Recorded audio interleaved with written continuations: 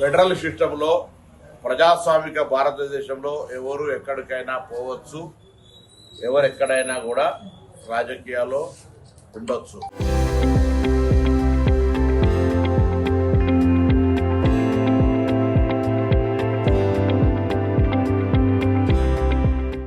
ఆ ప్రాంత ప్రజలను అవమానపరుస్తూ ఆ ప్రాంత ప్రజల యొక్క ఆకాంక్షకు వ్యతిరేకంగా పోరాడి తెలంగాణ పట్ల పూర్తిగా చులకన భావంతో మాట్లాడి తెలంగాణ వేర్పాటువాదంగా చూపెట్టినటువంటి పవన్ కళ్యాణ్ గారు, కోనసీమలో కొబ్బరి చెట్లు ఓడిపోతే తెలంగాణ వాళ్ళ కళ్ళ దృష్టితో ఓడిపోయినటువంటి పవన్ కళ్యాణ్ గారు తెలంగాణలో అభ్యర్థులు పెడుతూ భారతీయ జనతా పార్టీ తోటి పొత్తుగా ఎన్నికల ప్రచారం కొనసాగిస్తాడంటే ఇది పూర్తిగా తెలంగాణ ప్రజలను అవమానపరచడమే.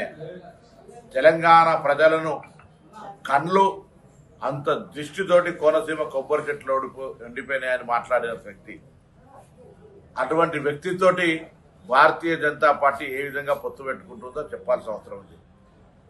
ఎన్నికల్లో ఓట్లు అడిగే ముందు భారతీయ జనతా పార్టీ తెలంగాణకు సంబంధించి గత 2 సంవత్సరాలుగా బడ్జెట్లో ₹1 నిధులు పెట్టిన అంశం మీద కూడా జవాబు చెప్పాల్సిన అవసరం ఉంది. ఇలా ఏం మాట్లాడకుండా మీరు తెలంగాణ వ్యతిరేకులుగా తెలంగాణ విభజనను ప్రధానమంత్రి స్వయంగా పార్లమెంటులో విమర్శించినటువంటి సందర్భంలో ఈరోజు మీరు మరి జనసేనతో తెలంగాణ వ్యతిరేక పార్టీతోటి పొత్తు పెట్టుకుంటే తెలంగాణ ఉద్యమకారులు, తెలంగాణ ప్రజలు, తెలంగాణ ఆకాంక్ష పోరాడిన ఉద్యోగ సంఘాలు, కుల సంఘాలు అందరూ ఒక్కసారి భారతీయ జనతా పార్టీ వైఖరిని గమనించాలి. పవన్ కళ్యాణ్ కొండగట్టుకు రావచ్చు పోవచ్చు, దానికి ఎవరు కూడా అభ్యంతరం లేదు. కానీ మా కళ్ళతో కోనసీమ కొబ్బరి చెట్లు ఎండిపోయినాయనా లేదా తెలంగాణ వ్యతిరేకించిన అంశం పట్ల తెలంగాణ ప్రజలు ఎప్పుడైనా నిన్ను తెలంగాణ వ్యతిరేకంగానే చూస్తా ఉన్నారు. ఈరోజు ఇక్కడ ఈ ప్రాంత ప్రజలను మోసం చేసే ప్రయత్నం భారతీయ జనతా పార్టీతో కలిసి చేస్తే ఊరుకోమనే మాట తెలియదు.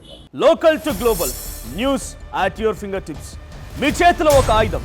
Download Raw TV app. Media legend Ravi Prakash is back.